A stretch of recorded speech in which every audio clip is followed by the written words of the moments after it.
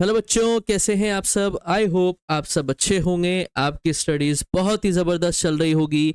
मेरा नाम है इंजमाम खान। स्वागत करता हूं आपका हमारे शानदार यूट्यूब प्लेटफॉर्म जिसका नाम है एफएमआई करियर इंस्टीट्यूट। जैसा कि बच्चों आपको पता है कि प्रारंभ सीरीज का कार्य स्टार्ट हो चुका है, जिसमें क्लास 11 12th के अकाउंटेंसी, बिजनेस स्टडीज और इकोनॉमिक्स का आपको पूरा सिलेबस कंप्लीट करवाया जाएगा with lots of practice questions. और अगर अभी तक आपने प्रीवियस चैप्टर्स की वीडियोस नहीं देखी है तो मैं आपसे रिक्वेस्ट करूंगा कि फटाफट से आप प्लेलिस्ट में जाएं और उन पुरानी वीडियोस को रिवाइज करें। और अगर अभी तक आपने हमारे चैनल को सब्सक्राइब नहीं किया है तो चैनल को सब्सक्राइब करें। वीडियोस पसंद आ रही हैं तो वीडियोस को लाइक करें, दोस्तों के साथ शेयर करें और चैनल को सब्सक्राइब करना ना भूलें। बेल आइकन पर जरूर क्लिक कर देना ताकि आपको वीडियोस के नोटिफिकेशंस टाइम टू टाइम मिलते रहें। चलिए बच्चों, तो आज हम स्टार्ट करने वाले एक नया chapter class 12th business studies का chapter number 6, that is staffing. This is the third function of management. हमने फर्स्ट चैप्टर पढ़ा nature and significance of management, जिसमें हमने मैनेजमेंट के नेचर, उसके इंपॉर्टेंस, उसके सिग्निफिकेंस को समझा। सेकंड हमने पढ़ा प्रिंसिपल्स ऑफ मैनेजमेंट, जिसमें हमने 14 प्रिंसिपल जो कि हेनरी फेयोल ने दिए थे और डिफरेंट डिफरेंट टेक्निक्स जो कि टेलर ने हमें दी थी उसको हमने समझा। थर्ड चैप्टर में हमने बिजनेस एनवायरनमेंट को समझा और ये समझा कि बिजनेस एनवायरनमेंट एक डायनेमिक होता है और अनप्रिडिक्टेबल होता है, उसे हम प्रिडिक्ट नहीं कर सकते और वो लगातार बदलता रहता है। उसके बाद हमें 5 फंक्शंस पढ़ने थे मैनेजमेंट के जो हेनरी फ्यूल ने हमें दिए थे, that is planning, organizing, staffing, directing and controlling. Chapter number 4 में हमने प्लानिंग फंक्शन को पूरी अच्छी तरीके से समझा था कि प्लानिंग क्या होती है, प्लानिंग प्रोसेस क्या होता है, प्लानिंग को प्राइमरी फंक्शन क्यों कहते हैं। उसके बाद चैप्टर नंबर 5 में हमने ऑर्गेनाइजिंग फंक्शन को बहुत अच्छी तरीके से समझा था कि ऑर्गेनाइजिंग क्या होती है, ऑर्गेनाइजिंग प्रोसेस क्या होता है, डिफरेंट डिफरेंट ऑर्गेनाइजेशनल स्ट्रक्चर क्या होते हैं, डेलीगेशन क्या है, रिस्पॉन्सिबिलिटी क्या है, अकाउंटेबिलिटी क्या है, अथॉरिटी क्या है, डिसेंट्रलाइजेशन क्या है। इन सब को हमने बहुत ही अच्छी तरीके से हमारे second function of management organizing के अंदर समझा था। आज हमें स्टार्ट करना है third function of management, that is chapter number 6 which is staffing. Staffing word निकला है स्टाफ से, STAFF, स्टाफ, जो कि कंपनी के अंदर काम करते हैं, उस स्टाफ के बारे में यहाँ पे बातचीत हो रही है। तो इस थर्ड फंक्शन ऑफ मैनेजमेंट को हमें डिटेल में समझना है। क्लियर बच्चों? चलिए, इंट्रोडक्शन।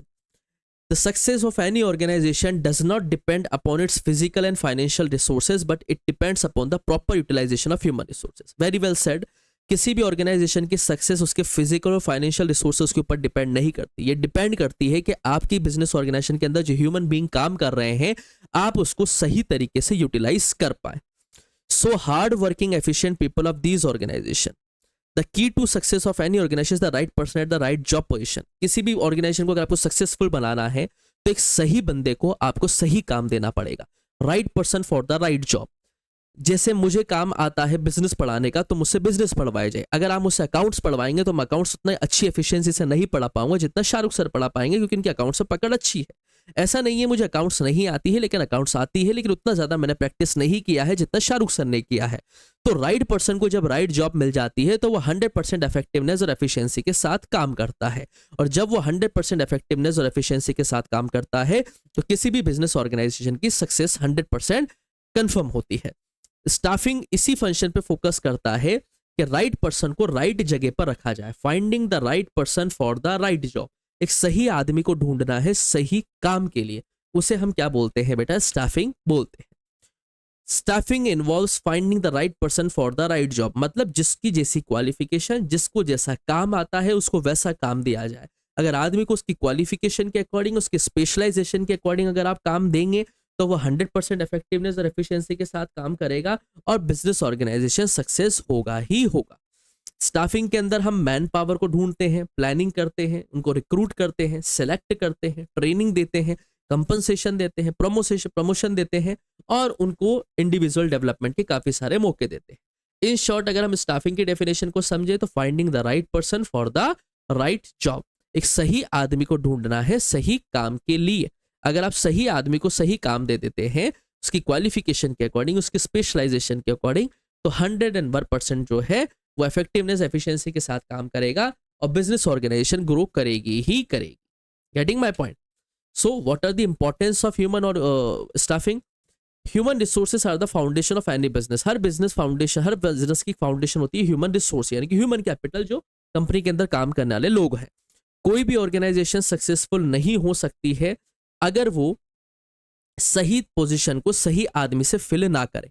अगर आपने किसी एक काम किसी ऐसे पर्सन को दे दिया जिसे उस काम के बारे में बिल्कुल भी नॉलेज नहीं है, तो वो कभी भी अच्छी तरीके से काम नहीं कर पाएगा, और अच्छी तरीके से काम नहीं कर पाएगा तो बिजनेस ऑर्गेनाइजेशन के गोल कभी भी अचीव नहीं हो पाएंगे। तो ये बहुत ज़रूरी है कि आप हर एक सही पोजीशन को सही एम्प्लॉय से फिल करें।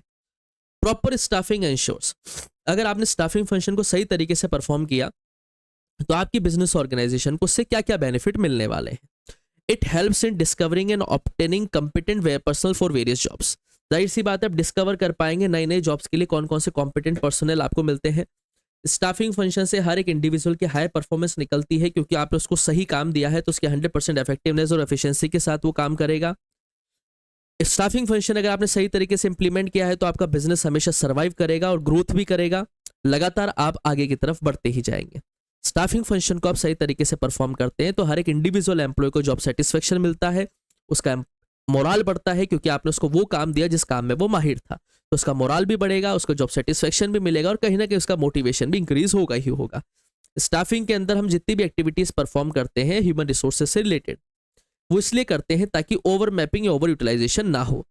हर एक बंदे को अगर आप सही काम देंगे तो ऑप्टिमम यूटिलाइजेशन होगा, जिससे लेबर सही तरीके से काम कर पाएगी और आपकी कॉस्टिंग क्या हो जाएगी, मिनिमम हो जाएगी। सस्टेनेबल यूज आप क्या कर पाएंगे बेटा, कंपनी के रिसोर्सेज का कर पाएंगे। Getting my point?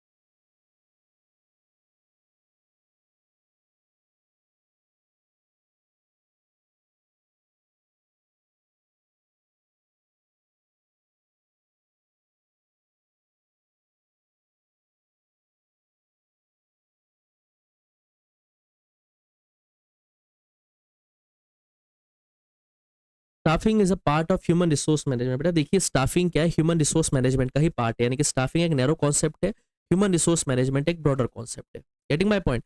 Human resource management जो है एक वो पार्ट ऑफ मैनेजमेंट प्रोसेस है जिसमें हम क्या करते हैं, ह्यूमन एलिमेंट्स को डेवलप और मैनेज करने का काम करते हैं, जिसमें उसकी नॉलेज, स्किल, क्रिएटिविटी के अकॉर्डिंग उसे काम दिया जाता है। ह्यूमन रिसोर्स मैनेजमेंट के अंदर हम ऑर्गेनाइजेशन की नीड के अकॉर्डिंग ह्यूमन रिसोर्सेज को रिक्रूट करते हैं, उसमें से बेस्ट एम्प्लॉयज को सिलेक्ट करते हैं, उन्हें ट्रेनिंग देते हैं, डेवलपमेंट देते हैं, कंपनसेशन देते हैं, और अगर वो अच्छा काम करते हैं तो उनको रिवॉर्ड भी देते हैं, जिससे क्या हो पाए, हमारा बिजनेस अच्छी तरीके से ग्रो कर पाए।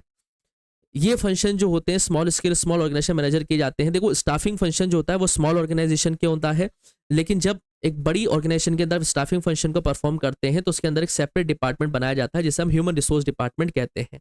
तो स्टाफिंग जो है एक नैरो कॉन्सेप्ट है compare to HRM department. Getting my point? अब इवेल्युएट हम कैसे करते हैं, the concept of HRM has developed a slow process in वो following stages.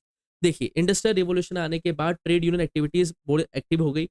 Trade union activities होने के बाद जो है लोग अपॉइंट करने लगे उन लोगों को जो क्या कर सके बेटा, डायरेक्टली लोगों को हायर कर सके, जिससे लेबर ऑफिसर्स और अपॉइंटमेंट होने लगी।